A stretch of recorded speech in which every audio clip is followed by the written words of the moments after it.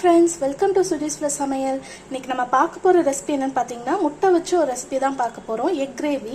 இந்த egg gravy பாத்தீங்கன்னா உங்களுக்கு நான் chappathi அது மாதிரி நம்ம நேத்து வந்து என்ன ஒரு ரெசிபி வந்து நான் இன்க்ளூட் பண்ணிருப்பேன் பாலாடை அப்படினு சொல்லிட்டு அந்த பாலாடை இதோடலாம் ரொம்பவே நல்ல காம்பினேஷனா இருக்கும்.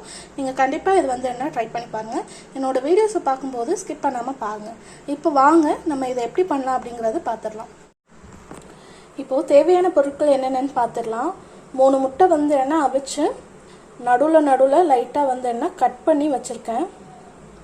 இது மாதிரி வந்து என்ன கட் பண்ணி வச்சிருக்கேன். அதுக்கு அப்புறம் 2 வெங்காயம் பொடி பொடியா நறுக்குனது, 2 தக்காளி, ஒரு 1/2 இன்ச் இஞ்சி, 6 ல இருந்து 7 பல் பூண்டு, ஒரு மிளகாய், ஒரு குட்டி சைஸ் பட்டை, 2 லவங்கம், ஒரு 1/2 டீஸ்பூன் சோம்பு, அதுக்கு அப்புறம் ஒரு 1 டீஸ்பூன் மிளகாய் தூள், 1/2 டீஸ்பூன் மல்லித்தூள், 1/2 டீஸ்பூன் கரம் மசாலா, அதுக்கப்புறம் ஒரு 1/2 டீஸ்பூன் வந்து என்ன சீரகத்தூள். இவ்வளவும் இதுக்கு தேவையான பொருட்கள்.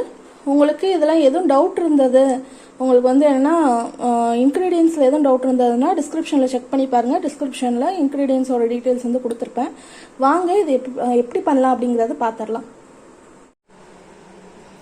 ஃபஸ்ட்டு நம்மளோட இஞ்சி, வெள்ளைப்பூடு, மிளகாய், தக்காளி, அதுக்கப்புறம் சோம்பு, இந்த 4ஐயும் வந்து என்ன நம்ம இதை அரைச்சிக்கலாம். ஃபஸ்ட்டு பேஸ்ட்டாக வந்து அரைச்சி எடுத்துக்கலாம்.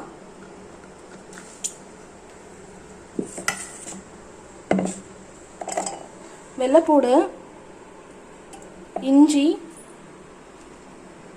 மிளகாய், அதுக்கப்புறம் நம்மளோட சோம்பும் தக்காளியும் நான் இதை அரைச்சிட்டு இந்த பேஸ்ட் வந்து என்ன உங்களுக்கு நான் காமிக்கிறேன்.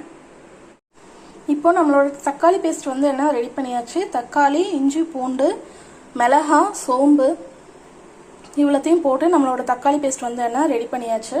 இப்போ நம்ம இதை செய்ய ஆரம்பிச்சிடலாம். இப்போ ஒரு கடாயில் லைட்டாக எண்ணெய் வந்து எண்ணெய் ஊற்றிருக்கேன்.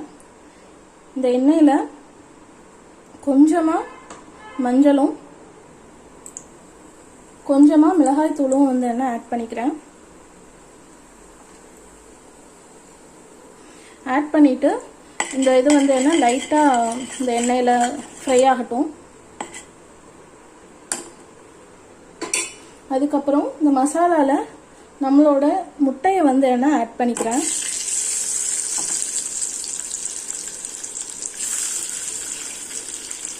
ஆட் பண்ணிவிட்டு ஒரு 2 நிமிஷம் வந்து என்ன இதை வந்து ஃப்ரை பண்ணிவிடுங்க.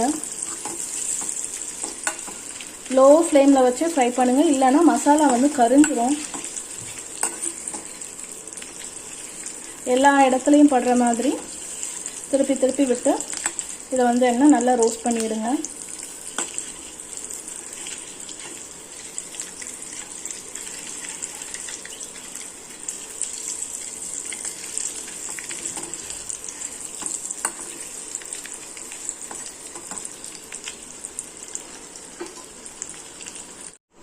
இப்போ நம்மளோட முட்டையை வந்து என்ன ஃப்ரை பண்ணி எடுத்தாச்சு. எதுக்காக நம்ம இப்படி கீரல் வந்து போட்டிருக்கோம்னா, இப்படி ஃப்ரை பண்ணுறப்போ அதில் உள்ள மசால் வந்து என்ன லைட்டாக இதில் கோட் ஆகும். அதுக்காக தான் இப்படி கீறிட்டு வந்து என்ன அது ஃப்ரை பண்ணுறது. இப்போ மறுபடியும் அதே பேனில் இன்னும் கொஞ்சம் எண்ணெய் வந்து ஊற்றிருக்கேன். இதில் பட்டை, 2 லவங்கம், அதுக்கப்புறம் நம்ம கட் பண்ணி வச்சுருக்கிற வெங்காயம் இவ்வளோத்தையும் இதில் ஆட் பண்ணிக்கலாம்.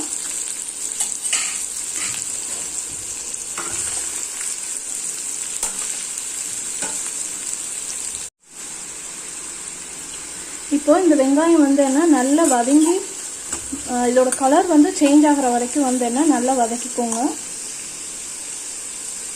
கொஞ்சமாக உப்பு வந்து என்ன ஆட் பண்ணிக்கிறேன். உப்பு ஆட் பண்ணேன்னா வெங்காயம் கொஞ்சம் சீக்கிரம் வதங்கும், அதுக்காக தான்.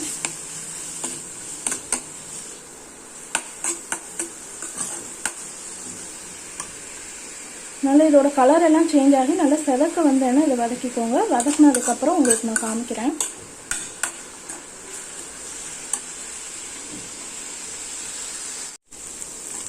இப்போ நம்ம வெங்காயம் வந்து என்ன நல்லாவே வதங்கியிருக்கு. இந்த ஸ்டேஜில் நம்ம எடுத்து வச்சிருக்கிற தக்காளி பேஸ்ட் இருக்குல்ல, அதை வந்து என்ன ஆட் பண்ணிக்கலாம்.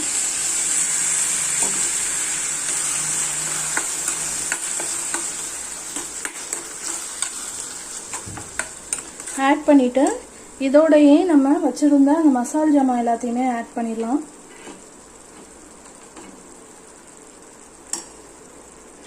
1 டீஸ்பூன் மிளகாய்த்தூள், 1.5 டீஸ்பூன் மல்லித்தூள்,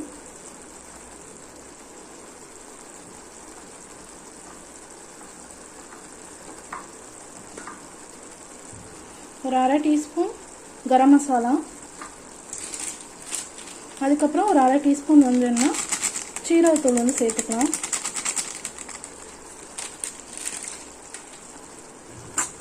சேர்த்துட்டு இப்போ இதை எல்லாத்தையும் ஒன்றா கலந்துக்கோங்க.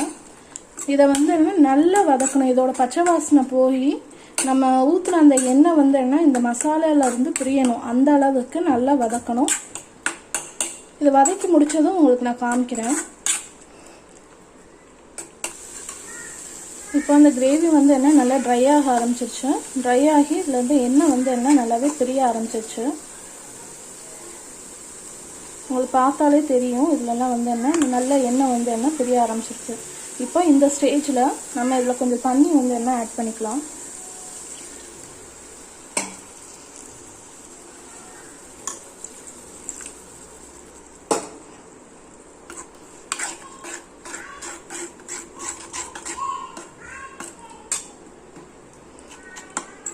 தண்ணியை ஆட் பண்ணிவிட்டு இன்னும் ஒரு 5 நிமிஷம் வந்து என்ன இது கொதிக்கட்டும். இந்த தண்ணி கொதிச்சதுக்கப்புறம் நம்ம முட்டையை வந்து என்ன இதில் ஆட் பண்ணிக்கலாம்.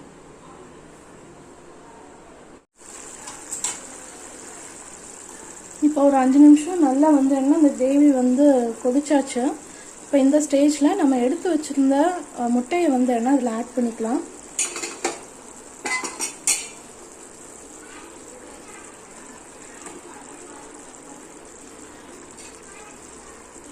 முட்டையை சேர்த்துட்டு இதை ஒரு தடவை வந்து என்ன மிக்ஸ் பண்ணிக்கோங்க.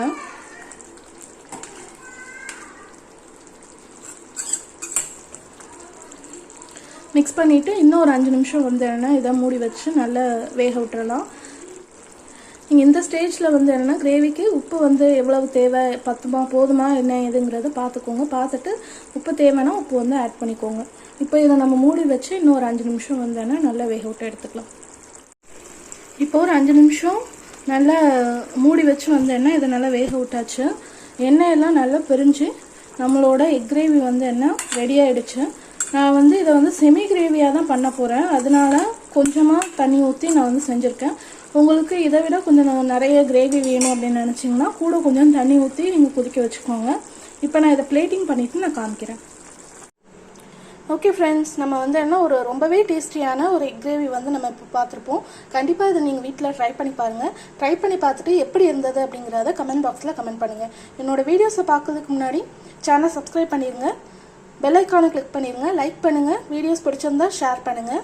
அதே மாதிரி வீடியோஸை ஸ்கிப் பண்ணாமல் பாருங்கள். இதே மாதிரி நெக்ஸ்ட் ஒரு நியூ ரெசிபியோடு உங்களை நான் மீட் பண்ணுறேன். அது வரைக்கும் பாய்.